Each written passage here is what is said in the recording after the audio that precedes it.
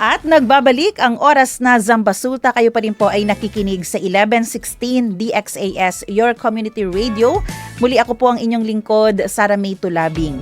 Ang DXAS ay isa sa mga himpilan ng Far East Broadcasting Company at kasapi sa kapisanan ng mga broadcaster ng Pilipinas. Ang FEBC ay isang non-profit, non-commercial at donor-based radio station at dahil po sa katapatan ng ating Diyos at sa inyong partnership, tayo ay nagpapatuloy sa paghahatid ng mabuting balita ni Kristo. Inaanyayahan po namin kayong maging bahagi ng ating radio ministry. Pwede nyo pong iscan ang ating QR code o kaya ay mag-deposit sa ating bank accounts para sa inyong donasyon. At para ma-acknowledge namin ang inyong donation, ay magpadala po kayo ng mensahe sa amin. Muli, maraming salamat sa inyong partnership at God bless.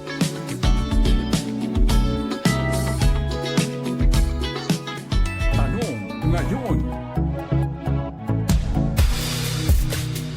At dahil pag-uusapan po natin ngayon ang tungkol sa World Day Against Child Labor, ang ating katanungan ngayon para po sa inyo kung nakelos kenta uwi ka naton aura.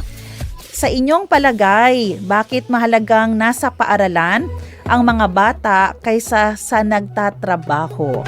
Ayan, muli para po sa mga nakikinig, sa mga nanay, sa mga tatay, kung nakelyos mga guardians di aton aliketa uwig aura ka naton, porke gaha yung mas mahalaga, no, na tali na eskwela, el di aton mag-anak, el mga bata, compare kay tatrabaha sila. I-text nyo po ang inyong sagot 0916-296-6625 o kaya po mag-comment sa ating FB page sa 1116 DXAS.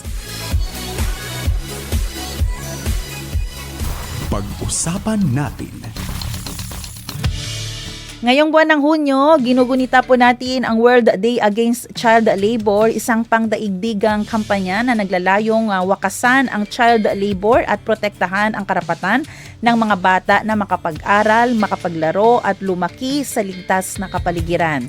Upang mas maintindihan pa natin ang isyong ito at ang mga hakbang ng ating pamahalaan laban sa child labor, makakasama po natin ngayon ang representative mula po sa Department of Labor and Employment Region 9, si Chief Labor and Employment Officer Engineer Wesley Tan. Sir, good morning. Welcome po muli dito sa ating programa. Buenos dias. Magandang umaga, Ma'am Sara, and buenos dias. Assalamualaikum warahmatullahi wabarakatuh sa ating mga listeners and viewers ng DXAS, your radio, your community radio. Buenos dias po, your Dole Regional Office 9 is on board. Ayan, nako, masaya po kami, engineer, kay Takito Aura kasi last week supposed to be man-discuss kami pero i-alcanza ka naman earthquake, no, di ARD. So tali hindi kami gracias kay sabi ustedes, holiday ara dapat nag-holiday ngayon si engineer, pero taki ele araw manhunto ka naton para pwede kita diskuti about child labor. Kaya kita sabi, si manada ba kaso ang sina na di aton rehiyon, engineer? Ko sabi data di aton. Yes, Ma'am Sara, no, not even the earthquake and other calamities, no, and even the massive holiday will prevent us, no, from coming here, no, to strengthen our advocacy, no, in the interest of the children, no.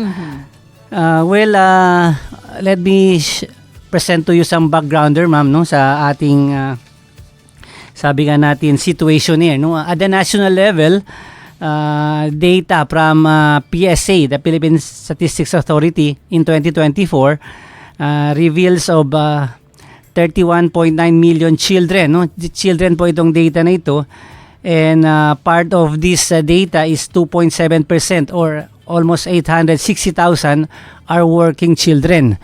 Mm-hmm. So habang the remaining, there is a significant portion or 1.96% ang tinatawag nating under child labor. And significant po ang number yan, no? Although 1.6% lang of 31.9 million, that ang in terms of number, that is almost more than 509,000 ang data natin all over the country. Mm-hmm. So kaya may mga convergence efforts na ginagawa ang ating gobyerno, ang pribadong sektor at saka ang mga non-government organization in relation to this continuing problem ng ating community.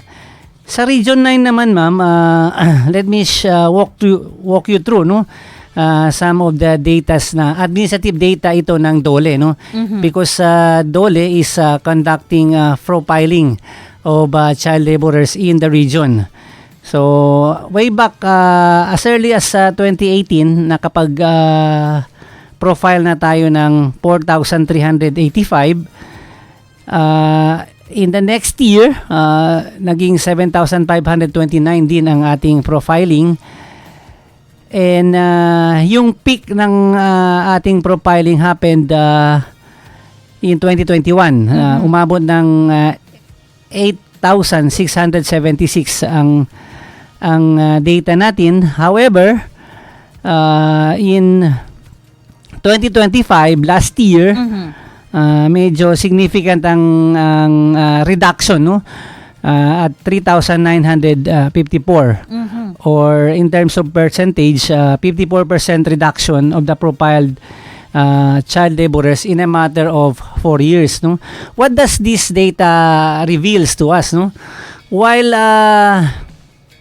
sinasabi natin na the data are increasing, no, in terms of profiling of the child laborers, isang angle din titingnan natin na mas conscious na ang community, mas conscious ang community in reporting or yung mga suspected na mga children engaged close open and code sa child labor activities. So with this mga reports, so agresibo din ang ating mga community facilitators, yung mga COS ng Department of Labor in the implementation of the Child Labor Prevention and Elimination Program. Aki na record di aton engineer na dollar record usually on the manada mga bata chenia trabaho on the area aki na Engaged in child labor, you yes mean? po, Okay. opo. So thank you ma'am for intimating that particular concern. So being an agri-fishery region, ang ating mga child laborer ay karamihan natatagpuan sa mga sektor na matataas ang antas ng kahirapan at informal na paggawa, no? In specific, no, ito sa agriculture, nandyan sila sa pangingisda, pagtitinda sa lansangan, pangangalakal at iba pang mga informal na hanabuhay kung saan madalas ay walang sapat na proteksyon at regulasyon, no? So in terms of agriculture, saan ba sila? Nandyan sila engaged, no? Tumutulong sa pagtatanim, pag-aani, pagbubuhat ng ani, no? Paggamit ng mga kagamitan sa bukid.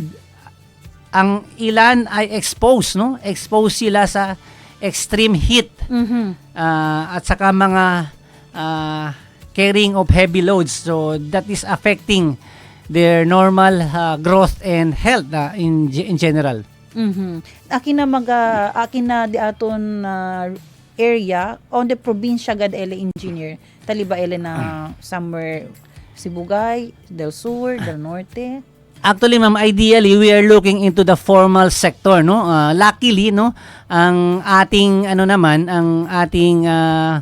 mga stakeholders in the formal sector medyo hindi na ina-engage, no, ang mga children or child laborers into itong mga hazardous work, no. Sa mga provinces pa rin, ma'am, sa mga provinces na mga coastal area, no, because fishing, farming, no, remains to be the source of livelihood, while sinasabi ng ating mga stakeholders, ng mga parents and guardians ay tumutulong lang ang ating mga kabataan sa paghahanap buhay, which is accordingly, no, a sort of discipline, no. Pero ang titingnan natin is not actually the nature of work, no. Titingnan natin how this work affects the safety, health, normal growth, development ng ating mga bata. Okay, kasi tiyan magatrabaho, hindi man ta apekta el estudio del bata, no? LDE la pagkabata. Pero engineer, let's define po para mas malinaw. Pag sinabing child labor, ko sa bagad sa ele, kay baka el otro, tayo do lamang sa el bata ka na mo, no man malo ali. Okay, so eto ma'am, no, ito lang ang red flag natin, no. I'm saying about red flag, no, because the international theme, no, for this year is also red flag for child labor.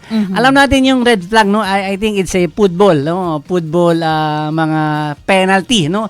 Aside from yung yellow flag na warning ata ang yellow flag, and the red flag signifies that thrown out ka na, disqualified ka na. Kaya ang advocacy po, ang calling is red flag for child labor. So itong sinasabi nating red flag, when the activities, no, engaged by the children are already affecting their health, safety, normal growth and development, and illegal yan, no, illegal sa pananaw ng ating batas, Republic Act 9231, that provides for special protection of the children at may mga penalties under the said law. Titingnan din natin na sobra ang exposure. Sobra ang exposure ng mga bata to hazardous conditions. Red flag din kung nakikita natin that yun, panay ang absent, no, fatigue, no, may mga signs na nasa subject ang bata sa abuse, no. These are all in the context of child labor, no, because the state really advances the primordial consideration. The best interest of the children is paramount, no. In contrast, no, sa child work, no, yun ang sinasabi ng ating mga magulang at saka mga guardians. Yes, it is also our obligation as parents to provide some sort of discipline, no, and sa ating mga work, no. Pero kung ito namang mga disiplina na or tumutulong na ang ating mga bata, no, sa paghahanap buhay at naapektuhan na, no, ang kanilang pag-aaral, ang kanilang pag-rest, no, ang kanilang normal growth, these are already prohibited, no, under the law, no.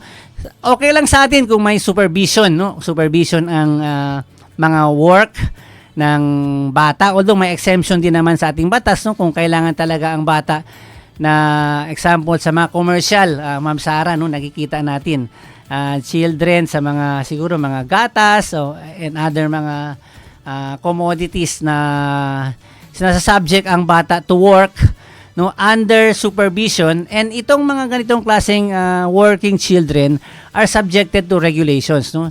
Dapat mayroong working child permit, no, ang ating mga kabataan. Of course, there are mga safety provisions ang ating batas, no. Dapat hindi rin lumalagpas, no, kung if they are 15 years old and below, dapat hindi lampas 4 hours ang kanilang exposure daily, at saka hindi lalagpas ng 20 hours weekly. Kung between 15 naman to 18, no, dapat hindi sila lalagpas ng 8 hours ang exposure nila daily, and of course hindi dapat lalagpas ng 40. Of course, dapat sa kontrata, may kontrata sila, no, that kasama ang mga magulang, ang mga guardians, no, yung mga supposedly na mga binabayaran sa kanila, no, or mga talent fee na tinatawag natin are dapat nasa trust fund, no, at saka dapat may ano talaga that they will pursue or still continue their study, no, in whatever mode. Mayroong mga homeschooling at may mga special arrangement, no. At the end of the day, no, while this is only the exemption, no, the default is dapat wala talagang mga bata, no, especially 18 years old and below, that are subjected to hazardous working condition, Ma'am Sara. Okay, so among gali si kita talya mga working children engineer. Yes. Pwede man imagine ara akil mga kumo aki kami last time china kami kay mga akil mood o mga bata, no, akil taman nakita man as a drama, actually yapasakil kami procedure na dole. And then baga bata artista, no, so dapat siya nita manggali working permit. No, kanila yatami ta pwede man imagine. Yes, Ma'am Sara, no, si pwede kita mira ko sa prominente akil probinsyano, no. Manada mga bata expose niya. Si tan notice kita after mga showing or mga advertisement, chenelitan plus paspas lang. Yes, paspas lang. segundo lang. I don't know for economic reason ba? Baka si Tarda, mas largo el exposure time, mas komel ano. So these are regulatory function ng gobyerno na sinasabi that the children na under this particular studio or mga broadcasting are may mga kaukulang working child permit. Then pwede tamin mention working children and under child labor. Kaya na kita 1.9% record. Kasi meaning engineer del under child labor tambien. Siya siya mga context mamakil mga bata subjected to conditions that are not healthy and conducive to them, that under the child labor concept. Ibig sabihin itong 1.6% or 509,000 in 2024 data from PSA, ito ang mga bata na child laborers in the country. In terms of para imagine natin ang seriousness of the problem is that 2 out of 100 Filipino children are engaged into child labor, So these are the things na hinahanap natin in the profiling efforts of the DOLE.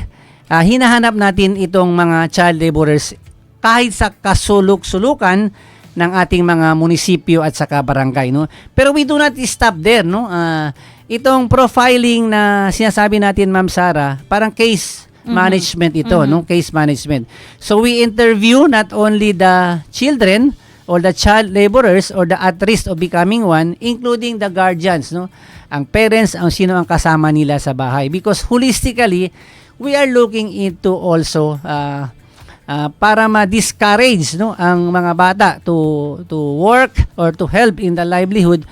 Titingnan din natin holistically ang health, ang livelihood, ang economic reality, and of course ang mga educational background ng bata and even the parents, because ito cycle, cycle ang sinasabi nating cycle of poverty, ang isa sa mga root causes ng ating presence of child laborers. Possible ba chene penalty el guardian recibi el parents, for example po, malaman, madiscover talaga na sobra-sobrang pinapagawa sa bata? Actually, the law really is very strict, May penal provisions ang 9231, Republic Act 9231. Mayroon ding mga multa, both fines and kulong. Ang mayroon, of course, at the discretion of the court. Of course, these are all subjected to mga due process, and other mga case profiling. Pero ang sinasabi natin, hindi tayo sinasabi na tinatakot ang mga guardians or parents, pero the state recognizes the paramount, the best interest of the children is of paramount consideration. So nakalagay sa ating batas and the implementing rules and regulation na may kulong, may kulong hanggang 20 years. Actually, ma'am, depende sa kung hazardous sinasubject natin ang bata sa hazardous undertaking, both kulong at saka penalty. Ang ating mga penal provisions under the law. Usually can man file a case, engineer? Ito ang maganda, so baka sinasabi din ng ating mga wala akong pakialam diyan, ayaw kong madamay, domestic problem yan. So yun ang gusto nating mindset na i-revolutionize, because the combating of child laborers hindi nag-rest sa isang community, To be specific, ma'am, of course the children can initiate the proper filing of the case. Of course, yung Women's and Children's Protection Desk ng PNP, the barangay, the barangay, even the barangay chairman, where the children are residing can initiate the complaint. Yung mga officers natin ng DSWD can initiate the complaint. And ito, baka bago ito, tatlong concerned citizen in the municipality or the barangay where the children resides can initiate the said complaint. Ibig sabihin lahat po tayo Pwede. makialam, may stake, no? Dapat makialam tayo dito sa usapin ng proteksyon ng ating mga kabataan. And to help them engineer, kosa ba sila debe bisya? Ano po yung mga palatandaan na yung bata, under child labor na? Ano yung mga dapat bantayan nila? Lalo na kung may kakilala sila na baka kapitbahay lang nila, yun na palang nangyayari. So, yun, what are the red flags, no? Sinasabi natin, no? Ano ang mga signal, no? Yun, nakikita natin ang bata pala absent, no? Hindi na nag-aaral. Hindi na nag-aaral or may mga signs of abuse, medyo restless, no? Or Pirmi kansaw. pirmi cansaw, no? No sabi kita or bulaw el mga pensamiento and fatigue, no? And hindi na masyado nagbimingle, no? Sa kanyang mga kapwa bata, no? And yun, ang mga expose siya sa early and long working hours, no? Ayun, nakikita natin, sumasama na sa parents very early in the morning. And of course, until late night, nakikita natin ay nagtatrabaho na. Of course, yung exposure niya sa mga kagamitan na hindi dapat, yung mga tools, jigs and equipment for livelihood, nakikita natin. Supposedly, no, ang mga bata, ang hawak nila ay mga toys, no? Toys talaga. So, kung ang hinahanap hinahawakan na nila are tools for livelihood, so that is already a red flag, no? And nakikita natin some sort of there is already an exploitation on the part of the parents and guardians at the expense of the children. So ito ang mga palatandaan natin, mga kapitbahay, no? Mga kabarangay, that pwede na nating isangguni, no? Isangguni ang ganitong klaseng mga signal sa ating barangay, sa ating malapit na estasyon ng pulisiya. Naalala ko, 2 years ago siguro yung may nag-viral, yung kasi nababanggit nyo, engineer nun, na dapat mga toys ang kanilang hawak, pero may isang batang babae ang hawak niya ay medyo malaking kutsilyo, kay bien sabi, manchap ko nel pescao, talali na palengke. So, yung mga ganyan po, red flag na po siya dapat pala. Kasi yung feedback ng netizens, ay, ang galing naman ng bata, nakakatulong na. Pero, dapat alam natin kung kailan magpupuri, kwanto tamin siya ni discernment, hindi galit amo. Yes, ma'am. While the social media is the mode of these days, no? Tingnan natin, no? Yung pala, siya, kapoy na siya sa iyahang work. Sa ginahimo. Sa iyang ginahimo. So, wala na. Hindi na siya natatamad na rin siya mag-aral. Hindi na siya regularly na pumapasok sa paaralan at wala na rin siyang limited time to rest, no? And of course, to study. So, these are things that as a community, sabi nyo nga, the discernment, no? Tayo, no, ang mga role natin in this fight. Engineer, ano ba dapat ang maintindihan ng mga magulang? May mga cases po kasi tayo, tiyan magamayores sa abla, nung may entra eskwela, kay trabaha lang man syempre, sen lang man syempre, bunisisita, at prinsipya ara, pwede pa kaida ka naman. Ano po dapat paano ba natin mabibreak yung ganitong klaseng conception? So, yun, no, sabi nga natin, it takes a community really to educate, no, and up to the point to punish, no, yung mga ganyang klaseng balugtod na mga pag-iisip, no. So, pero ang looking deeper, ma'am, no, nakikita din natin yung ano din ang educational background ng kanilang parents, no. Ano din ang health condition ng kanilang parents or guardians. Kaya itong mga ganitong klaseng mindset napapass on sa ating mga kabataan. Kaya importante ang edukasyon, no? Health and education sabay-sabayan, no? Because kung masakitin din ang bata, hindi rin siya makapag-perform sa school, no? So the access to to education is very significant to break itong chain ng poverty at saka yung mindset ng ating mga parents and the community. So yun ang kaya ang intervention natin is not limited to the children, no? Because if the children works to augment the income, so we upon assessment, no, sino lang ang qualified, ay nabibigyan natin ng livelihood opportunities, no, employment referral, ang ating financial literacy, ang ating mga parents and guardians, no, in such a way na di-discourage natin or zero tolerance ng ating mga kabataan to work, no, to work.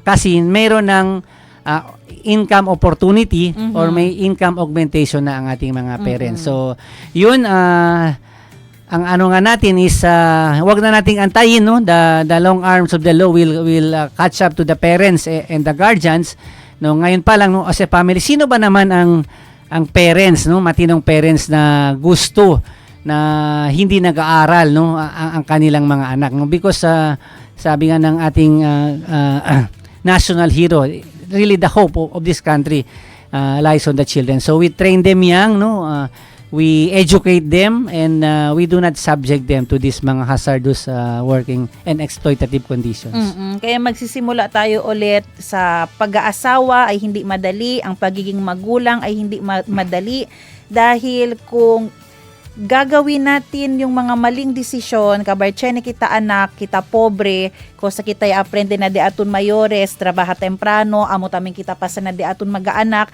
kabar trabaha di aton mag-aanak, kabar magminyo pod ug sayo. So, magkakaanak siya, maipapasa na naman niya. Hanggang makikita na lang natin, buong community natin, ang sina ang sitwasyon, kaya na kita pwede man break, el idea, kedebe, dali kita importansya na edukasyon. Di ba po, Engineer? Yes, ma'am. Tumpak talaga. So, primordial yan, and we have to work as a community, no, in order to realize itong. Ang gusto talaga natin, ma'am, is a child labor-free Philippines, no. While this remains to be our aspiration or our vision, pero habang may mga ahensya tayo ng gobyerno, ang pribadong sektor tumutulong, ang mga non-government organizations, people's associations ay tumutulong, no, kasama natin ang labor and management, no. So hindi po we do not lose hope, no, that time will come, no, that itong mga bata ay nakikita natin naglalaro, normal growth, and of course nasa paaralan. Ayan, oras po datin 8:17 ng umaga, at masaya din tayo, Engineer, kay El Dole Gale with partnership Batambian Este na otro maga agency como tadali kita livelihood program financial assistance, no, kendi aton maga-partner aki, Engineer. Yes, Ma'am Sara, no, we are happy that after the profiling, sabi ko nga earlier, case management, tamira kita kosa el needs del child laborers or at risk mga bata, and dila mga magulang, no, el dila mga mayores, no, o el guardians, no, tamira kita. So tan refer sa kita sino ay sila, mga example, birth certificate, no. So tan refer kita na PSA, no, na city or local civil registrar. Si problema dila el health, no, we refer them to city health, no, kasi devolved naman ng health services. Si tamira kita el dila concern na education. So TESTA is there, no, ALS and DepEd, of course, no. Katuwang talaga natin ang DepEd. So tamanda kita tan refer even to the private sector, no. Tamira kita for the parents this time, no, kasi referral for employment. So tamira kita or tan assess kita el needs holistically del family, and we refer itong mga gusto nila, mga appropriate services to our partner agencies, no. In fact, nakat kita structure, no, pursuant to Executive Order 92, no, issued by Malacanang, no, sometime in 2016, no. Meron tayong tinatawag na National Council Against Child Labor. So itong interagency ito, no, led by Dolly. Of course, co-chair natin ang DSWD, no? Katuwang talaga natin ang DSWD and DILG, no? Even the Department of Agriculture, no? Nakikita natin that ito pala, baka kailangan ng mga farming implements ng mga parents, no? Ng mga parents. So, katuwang natin. So, itong National Council, meron din itong local council, regional council, municipal, provincial, at saka city council against child labor. So, mga results of our profiling, dito namin pinag-uusapan ang mga referral system and of course yung mga actions taken, no, on the referral. At the end of the day, no, Ma'am Sara and our listeners, ang gusto natin ang removal of the children, no, from hazardous undertaking. Yun ang gusto natin, and a child labor free Philippines. So yung marami tayong mga agency, departamento na kagawaran, no, na partner dito. Pero si Purpiawgan, syempre kita, partner namin del Dole, LPNP. So, akala, no, the Women's DSWD, pwede and también. Children's Protection Center, no. So, andak mo ustedes ali man rescue, no, kasi si exploitative or discriminate kita, no, tiyan mga abuses, no, conditions, abusive conditions. So, expect, no, not only the barangay, including our PNP personnel will rescue the children, and of course you will face, no, the sanctions, no, under the Republic Act 9231, and ayaw natin we will doon tayo mag-repent, no, at the end of the day. So Yes. Ayan. Pero, engineer, kaya pwede to man mention no, before dito yung message ko na di ato mag-listener. Si Ablato Denante, taman rescue kita. So, after rescue po, pakilayaker, si halimbawa, el parents, man-prove gayod guilty, on the liba ko na bata. So, tiyan na kita mga facilities, no. Of course, tiyan na case management kasi, number one, best interest of the children is of paramount consideration. So, tiyan na kita mga custody, no,